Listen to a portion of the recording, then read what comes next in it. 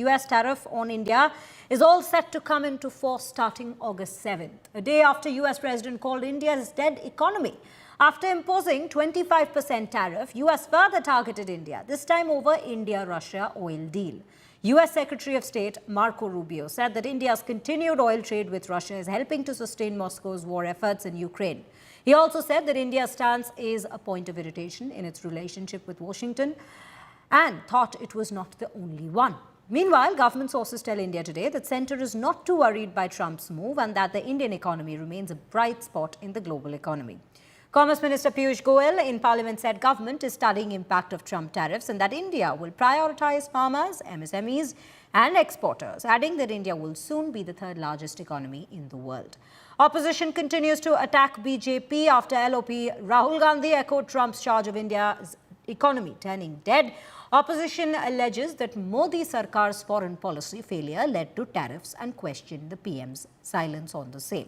Let's take a look at some of the reactions that's come into the story so far. India came to the table early. They've been slow rolling things. So I think that the president, the whole trade team's a bit frustrated with them. And also, you know, India's been a large buyer of sanctioned Russian oil that they then resell as refined products. So, you know, they have not been a great global actor. The implications of the recent development are being examined by the government. The Ministry of Commerce and Industry is engaged with all stakeholders, including exporters and industry, for taking feedback of their assessment of the situation. The government attaches the utmost importance to protecting and promoting the welfare of our farmers, workers, entrepreneurs, exporters, MSMEs, and all sections of industry. We will take all necessary steps to secure and advance our national interest.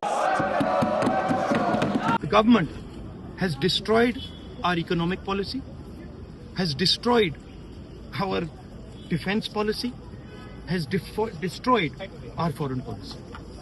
Okay? They are running this country into the ground. You people don't say it. You people want to talk about other issues, right? But they are running this country into the ground. Prime Minister एक ही व्यक्ति के लिए काम करते हैं, अदानी. सारे के सारे स्मॉल बिजनेसेस उड़ा दिए. आप देख लीजिए, ये डील होगी. ट्रंप डिफाइन करेगा ये डील कैसे होगी और मोदी वही करेगा जो ट्रंप कहेगा. Well, I represent 200 of the largest companies in America and India. And let me tell you that they're all nervous.